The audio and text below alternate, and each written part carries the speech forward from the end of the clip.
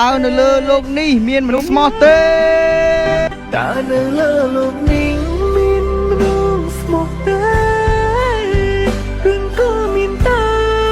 មនុស្សដែលចិត្តអាប់រៃមនុស្សដែលធ្វើឲ្យគេយំឲ្យគេទឹកភ្នែកស្ទើររត់ហើយហេតុអ្វីលោកគេមិនដឹងតោចង់ឲ្យលើលោកនេះមនុស្សក្បត់ស្លាប់អងសូមឲ្យមនុស្សស្មោះរកពីពេញផែនដីព្រោះមេដងខ្ញុំឈឺចាប់ដងមនុស្សស្ទើរតែខ្សែឈឺពេកខ្ញុំស្រែកសួរមេដីតើមានមនុស្សស្មោះដែរទេ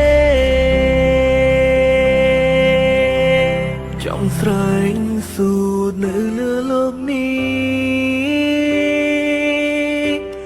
តើមានមនុស្សស្មោះដែរទេ